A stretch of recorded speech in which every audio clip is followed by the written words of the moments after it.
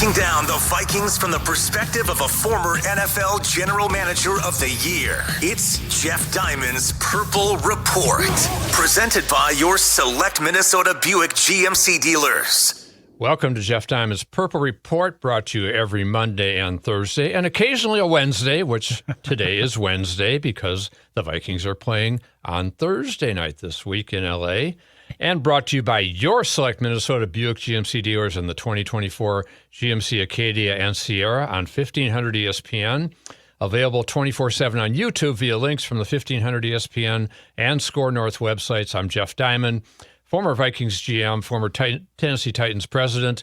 Our producer is Sam Bird, does a great job getting everything together for our show, even on a short week. Let's do it. While the Vikings are jetting off to L.A., we're getting our show on the air, getting ready for Thursday night football, Vikings at the Rams.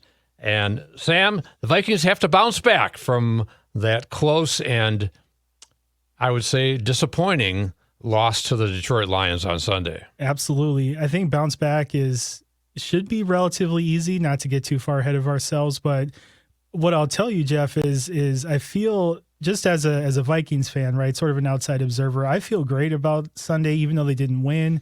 They played as close as they could with the best team in the NFC, and to only lose by 2 points, to just have a great game. I think a lot of Vikings fans should feel good, and we've been saying it all season. If you had told us that we'd be 5-1 heading into this game, I don't think anybody would be complaining about that. So I think we're good. The schedule's going to lighten up, and hopefully we can get back on track tomorrow night. Yeah, and the trouble with schedules, they're never really too light because you're still in the NFL. You still got to come to play every week. But, yeah, you're not playing San Francisco, Houston, Green Bay back to back to back, and then going to London and play Aaron Rodgers and then play in Detroit. So, yeah, I think you think they're in good shape. This is a little bit of a scary game just because it's a short week, tough to travel on a short week. I always had kind of a love-hate relationship with Thursday games. I loved the fact I was going to have a weekend off during a long football season during my NFL exec years. Sure. Spend some time with the family and all that. But what I did not like was, and I also like the national TV coverage of our teams, which they're going to have this week, and if we were ever on Thanksgiving back in the day. Mm-hmm. But what I did not like was the short weekend, especially if you had to travel. I think it's a big advantage to the home team on a Thursday night game. But that's the way it is, and as Kevin O'Connell said this week, have to deal with it. And let's hear from the coach right off the bat here as he talks about the challenge of this Thursday night game. You know, different challenges each and every week in this league. Sometimes it's the situation of Thursday game, Sunday night game, Monday night game, whatever it is. We just have to, prepare accordingly based upon playing good football and getting our team ready to go. And it starts with me making sure we do that. And I feel incredibly confident in our football team, but we got to go to work, and we got to, with the success we've had, raise the bar and continuously raise the bar, and try to do that every single week, regardless of how many days of prep you get or short week, long week. None of that stuff really matters. What's the challenge of playing a Sean McVay? Yeah, they're going to be, even on a short week, they're going to be incredibly well coached in all three phases. I think they're, doing a lot of really good things on defense with some really good young players. It's a high intellect scheme that I know they'll have, some things for our offense with his understanding of kind of the foundation of maybe a lot of the things that we do. So we've got to prepare for that. And then, expecting them to have Cooper back in the offense. And anytime you're playing against Matthew Stafford and Cooper Kupp, you better be on the screws because they're going to be. And Kevin went on to talk about just the matchup with his former head coach when he was the offensive coordinator of the Rams during their Super Bowl run in 2021 and how close they are. But, of course, there's still that competitive fire between even good friends such as O'Connell and McVay, and so that's one of the subplots in this game. But I think as we look at what do the Vikings need to do to beat the Rams coming off that loss to Detroit, I think there are some obvious things, Sam. The penalty issues they have to be cleaned up. And my good friend Mark Craig of the Star Trib this week wrote about the Vikings have the third most offensive pre-snap penalties in the league, 21 that have contributed to 9 stalled drives. And conversely, the Rams lead the NFL in fewest penalties with only 33. The Vikings rank 13th with 53. So penalty issues can really rise up and in a close game can make a difference. So the Vikings have to clean that up, all those pre-snap penalties, including costing Will Reichert a shot at a NFL record field goal. Wouldn't we have loved to have seen that attempt? Never got to see it because they had an illegal formation, which is ridiculous. Yes. And just as ridiculous was that Darnold got sacked on a Hail Mary attempt. They couldn't even block that at that point. So the game did not end well for the Vikings. But as we said, they weren't going to go 17-0. And now got to shake it off and get back to work. And as many of the players said this week, it's better to play on a short week after a loss and be able to do that. But a couple of those things I think are key. Outrush the Rams in this game. It worked in the first 5 games where they outrushed the opponent, and they were very close to Detroit, 5 yards apart, but they've won every time that they've outrushed the opponent. And this is a really good week to pound it with Aaron Jones, Ty Chandler running behind that offensive line, the tight ends that hopefully will include TJ Hawkinson perhaps, who they need to bring back if he's ready to go, because he's a definite boost to the offense as another weapon for Sam Darnold, and he can take pressure off Jefferson and Addison and Naylor, and just a much better player than Johnny Munt, who is a good backup tight end. He's not a Pro Bowl tight end, and we saw that last week with a drop pass, a couple holding penalties. And they're going against the number 30 run defense in the NFL in the Rams. So it behooves the Vikings to run the ball this week, take a little pressure off of Darnold, and then work the play action to Jefferson, get him the ball more than they've been getting him the ball. And he even talked about this week. He said, I'm sick of the 80, 90-yard games. when he had 10 100-yard games in 2022, and he was the offensive player of the year. He's only got one 100-yard game this year. The Vikings have still been winning, except for last week, but they're going to need him to step up even more, get more opportunities. He's only had double-digit targets once this year. That cannot happen with the best player on your team and the best receiver in the league. So we talked about the running game, getting the running game going this week. Let's hear from Aaron Jones talking at his press conference this week. His Rams defense, they fly around. They got pieces all on every level. So you just gotta be ready. We know they're familiar with the kind of our scheme. We're familiar with their scheme. So it's gonna really come down to the fundamentals, honing in on everything. Not have to worry about Aaron Donald though. 100%, 100%. He's a game changer. So happy he's retired and no longer facing him. How'd you come out of that game with the hamstring? Came out great. I was able to kind of play the way I wanted to play. I think it showed on my first carry and showed that I was no problems out of it and I'd be good. You want to score the next day? You play a football game, you're going to be scored. Yeah, just general soreness, all full body. Yeah. I love Aaron's hats. He always had a different hat every week. That's right. Some pretty crazy ones, and he is definitely a character, but also a leader for that team, and has been a big difference maker in these first 6 games. Which I think if they can keep him healthy down the stretch, we know how great he was at the end of the season last year for the Packers, with 5 straight 100-yard games. That's going to be a key for this team down the stretch, and this will be a nice game to get out in front and then let Ty Chandler play a lot in the second half. Correct. And give Aaron a little bit of a rest with that hamstring going into the mini bye before they face the Colts in Week 9. Talking about some other keys to the game, and as we talked about, being able to outrush the other team is important. Pressure Matthew Stafford if he gets going. One of the things that makes me a little nervous about this game, Sam, is seeing that injury report, seeing Cooper Kupp coming back this week off that ankle. Yes. And Puka Nacua, who had a fantastic year last year and has been out missing time with a knee injury, he's listed as questionable. Sounds like he may go this week.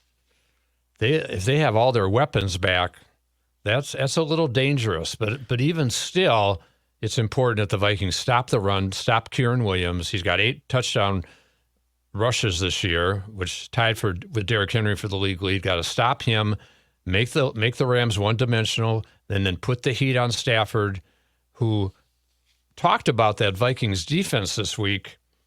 And let's hear what Matthew Stafford had to say as he prepares to face Brian Flores' defense. I think they're a really physical unit, physical and fast. Try to, force their hand on the offense and play with a lot of confidence when they do that. They've got a bunch of smart, savvy players in the back end and some guys up front that rush the passer and stop the run at a high level. So that combination is what makes them good. When you say force their hand, do they do that also with the looks that they present? Yeah, Pre-snap? of course. Yeah, absolutely. Looks they present pre-snap, post-snap, pressures, the illusion of pressure, all that kind of stuff. They do a good job of trying to apply pressure to an offense. Matthew Stafford of the Vikings faced a lot when he was a Lion, and they will look forward to this matchup on Thursday night. Before we hear from Harrison Smith talking about facing Stafford, who he's faced a lot in his career, Yes, and looking at a couple highlights of the Rams and the Vikings going to this game, let's talk about our great sponsor, the Select Minnesota Buick GMC dealers. It's time to take the field in an SUV that's designed to be unstoppable in every pursuit. That's the all-new 2024 GMC Acadia. From its reimagined interior to its bold, capable exterior, Acadia is suited up so you can make winning drives wherever they may lead. Whether it's at home or away, your team will enjoy the ride in comfort with 3 rows of spacious seating for 7. Plus, Acadia comes standard with other winning features like heated front seats, remote start, and a 2.5-liter engine with a GM estimated 328 horsepower. Or take yours to the championship level with available amenities like a panoramic sunroof or an off-road tuned suspension. Don't sit on the sidelines any longer. Test drive your new 2024 GMC Acadia today. Available now at your Select Minnesota GMC dealers. Harrison Smith having a good season in the back end for the Vikings. And he faced Matthew Stafford a lot when Matthew Stafford was a Lion for whatever the first 10 years of his career. Harrison Smith talking about Stafford and how much respect he has for him.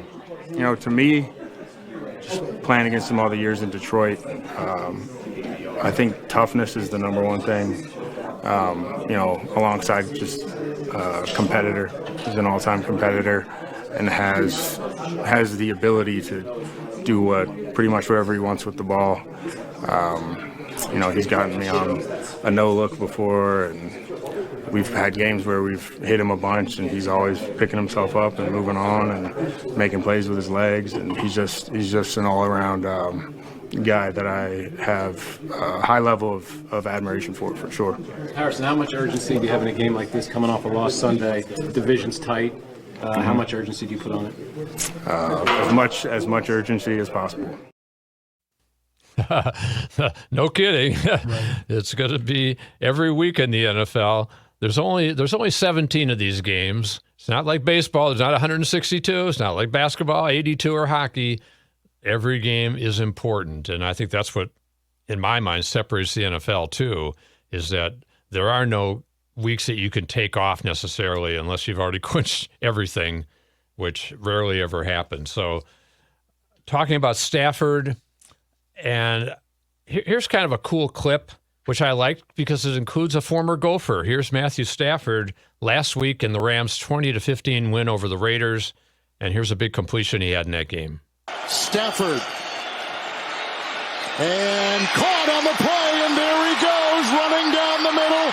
A terrific play, and a first down deep into Raider territory. Tyler Johnson, a catch and run of 37. Tyler Johnson, former Gopher, and great play that he made, and he's having a really good year for the Rams. Happy to see that. I know Tyler very well. Out of North High in Minneapolis and the Minnesota Gophers, and having a nice NFL career now in his 5th season. Made a big play in that game. We'll see how many snaps he gets now with Kupp and Nakua coming back potentially.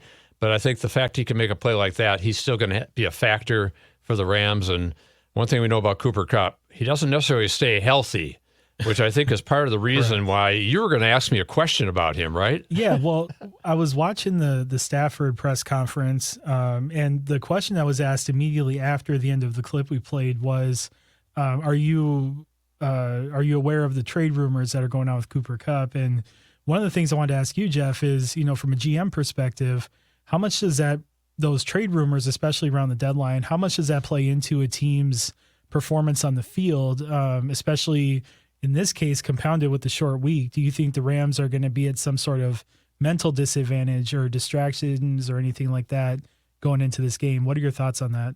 Well, I think, first of all, Sean McVay is a great coach, and he'll get them focused. And it's also a national TV primetime game, so that gets the players juiced up, excited about playing that game. And I think Cooper Kupp has been around long enough that he can shrug it off and just say, hey, if it happens, it happens. I don't think it's going to happen, but if it does, it does. And I think other teams are going to be apprehensive about trading a big package for a guy like that who's an older receiver at this stage of his career and has had an injury history. So, yeah, it could happen because there are a lot of teams in the league that are needing receivers right now. We just saw the other night Chris Godwin went down for Tampa Bay with a dislocated ankle. He's out for the year. Mike Evans of the Bucs has a hamstring. He's out for a couple of weeks. The Bucs are tied for first place in their division.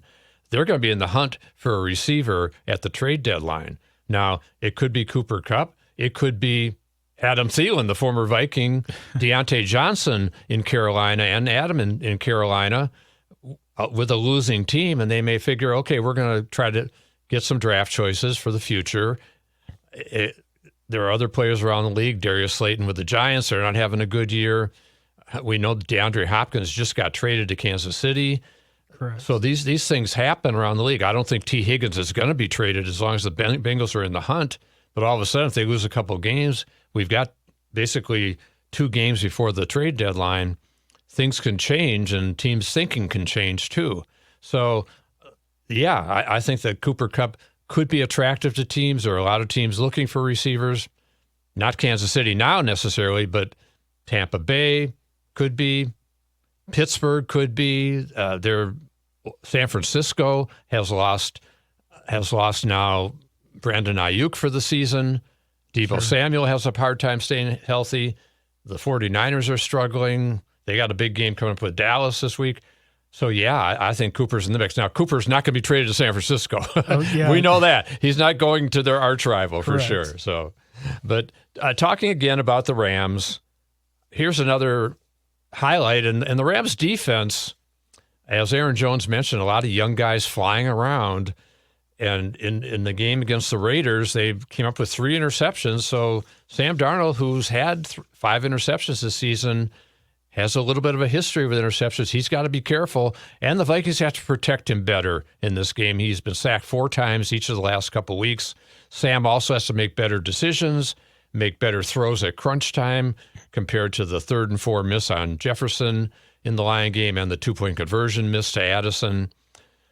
So just, again, looking at the Rams and an opportunistic defense that they've got to be a little bit wary of the Vikings going in. And here was a scoop and score in this Raider game. Madison a block.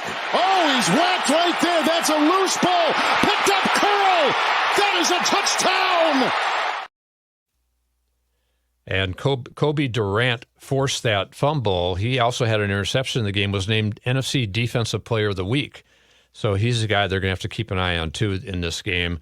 The Rams, as we said, no Aaron Donald anymore, but they've got some good players up front. They got some good players on that defense, but they can be run on, as we said. Number 30 team against the rush. I think that's where the Vikings are going to attack in this game. They're number 18 against the pass. Not great there. 26th overall defense. But, hey, the Vikings pass defense number 30. Correct. Although I think a lot of that is misleading because they got ahead of some teams that had to throw, and that's padded the stats for teams like Houston. Green Bay had to make a big comeback when Jordan Love threw for over 400 in that game. So the Vikings still lead the league in interceptions with 11 and high in the rankings with takeaways. the Rams, as we said, have been a team that can be dangerous, so the Vikings have to be careful. The Vikings third in sacks on the season. Stafford's been sacked 17 times. That could be an opportunity for them too.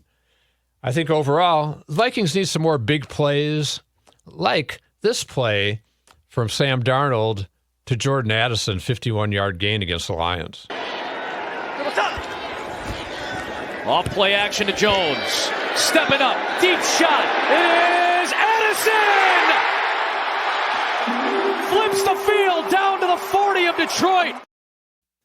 That was a huge play. Got the Vikings kind of back in the game. They were down 8 at that point.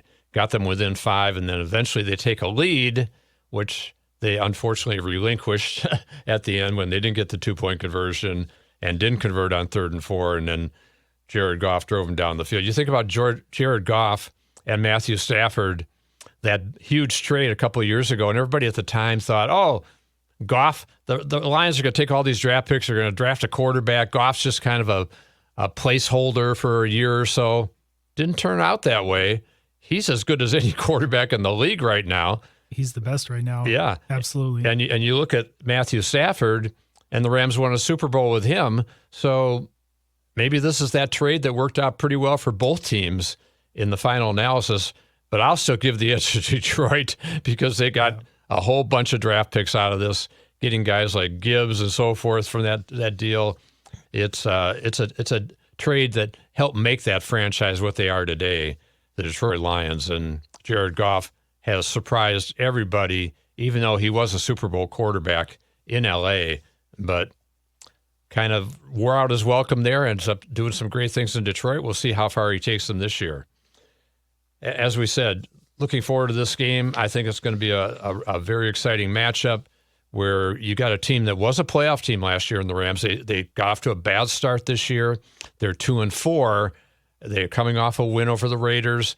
This is really what we call that swing game for them. If they can get to 3-4 in a division where the 49ers are banged up and hurt, Arizona could be a factor. Seattle had a big win in Atlanta last week, but they're up and down. It's kind of a wide open division, and the Rams have to be thinking, hey, we win this game, we get to 3-4, we're right back in the mix in a division that nobody's really running away with. So, again, another reason for the Vikings to be wary of this game. But we're going to come back and make our pick, Sam. We're also going to go around the NFL. But first, we're going to hear from our great sponsor, the Select Minnesota Buick GMC dealers. There are trucks. Then there's the truck, GMC Sierra, with available features like the V8 engine, the ultimate luxury interior, and of course, the available world's first 6-function multi-pro tailgate. GMC Sierra, not just any truck, the truck.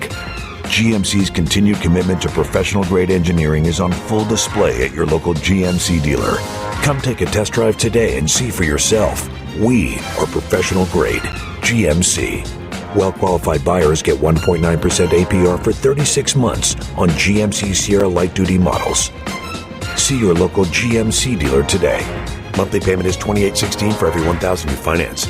Average example down payment 15%. Some customers will not qualify. Not available with lease and some other offers. Take new retail delivery by 9/30/24.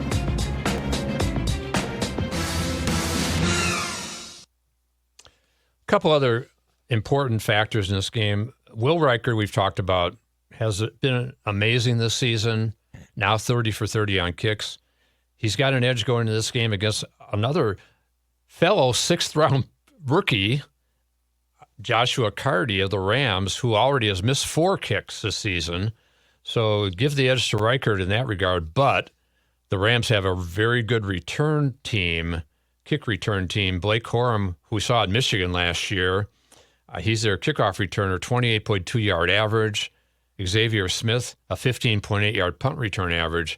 Reichert needs to kick the ball deep enough, which he's been doing all year, so that Blake Corum doesn't get his hands on the ball. And Ryan Wright is going to be relied upon to either kick it to the sideline or kick a real high, force a fair catch, so Xavier Smith can't return the ball in this game. So those are factors to think about.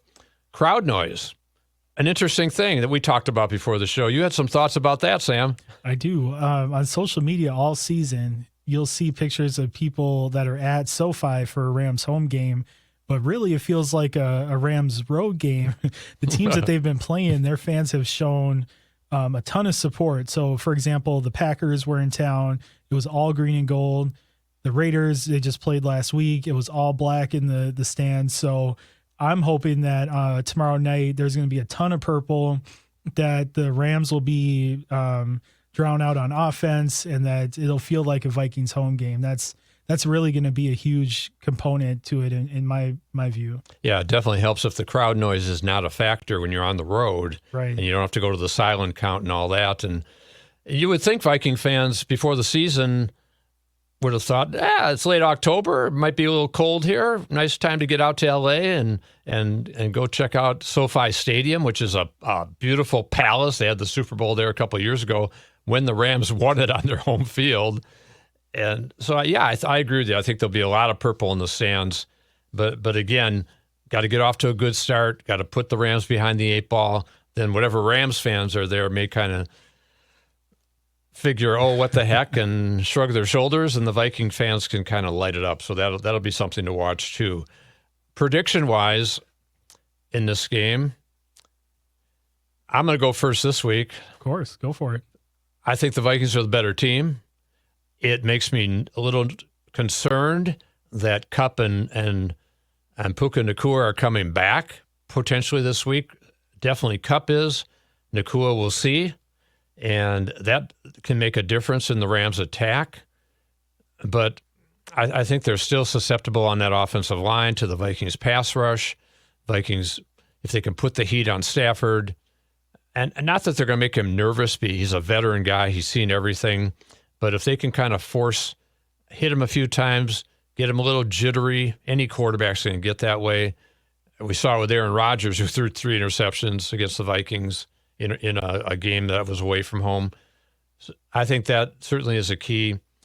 I think the travel is a factor, but I think the Vikings can overcome that. So I feel like they're determined to get back on the winning track, and they know that they need a win to stay in that very tight NFC North race. So I'm going to pick the Vikings. I'm going to call it 27-17.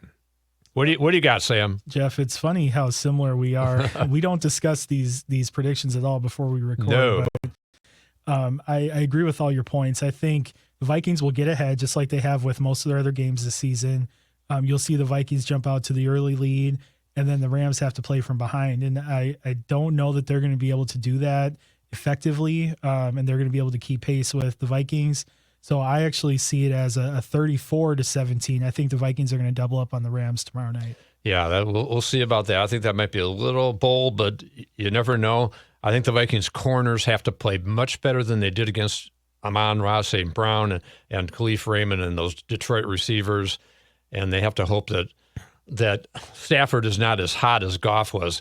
If Stafford's completing 88% of his passes, it's a big problem, as Goff did in that game. So Stephon Gilmore has to play better, can't fall down like he did on that touchdown catch by Raymond. And the Vikings' other corners have to play well. Byron Murphy, they're going to go after him. Other teams have done that because they figure Gilmore's the stronger corner. Shaq Griffin's a good player. And the safeties have to play better. I'm concerned that Blake Cashman is going to miss another game with that turf toe. That's a problem in the middle of the field, and you can bet that the Rams are going to go in middle of the field with passing to Kupp and short passes to Kieran Williams out of the backfield. They've got to pick up those plays better than they did the last time, and so we'll see how that plays out. Injury report, Hockenson is questionable. Dalton Reisner is questionable. Are they going to be activated? They need Hockenson this week and going forward. Yeah, he makes Cashman, as we said, is out. So that's how it all shakes out. Looking around the NFL real quick, the Bears have the toughest test in Week 8 among the NFC North teams. They go to Washington, but Jaden Daniels has a rib injury. If he's out, I think the Bears win. If he's in, I like Washington in that game. Detroit at home will take care of Tennessee. The Packers have a possible trap game at Jacksonville's 2-5. But if Trevor Lawrence is hot, and if the Packers are looking ahead, they face the Lions at Lambeau the following week. If they look ahead to that game, they could get knocked off. The Chiefs probably will stay unbeaten. They play in Vegas. I think Philadelphia at Cincinnati is an interesting game. I'll pick Joe Burrow in that game. And the Bengals. Tampa Bay has their big injuries. Big matchup with Atlanta. I like the Falcons in this game. Sunday night, Dallas at San Francisco. The Niners hammered the Cowboys last year. I think they'll beat them again. Cowboys are just, I think they're kind of a mess without Micah Parsons and DeMarcus Lawrence. So we will be back on Monday to break down the Vikings and Rams and start looking ahead to the Vikings and Colts in the Sunday night game. And this has been Jeff Diamond's Purple Report, brought to you every Monday and Thursday, occasionally Wednesday during the Viking season by your select Minnesota Buick GMC dealers and the 2024 GMC Acadia and Sierra on 1500 ESPN, available 24/7 on YouTube via links from the 1500 ESPN and Score North websites. This is Jeff Diamond with Sam Bird, and we will talk to you on Monday. Everybody have a great rest of the week and weekend.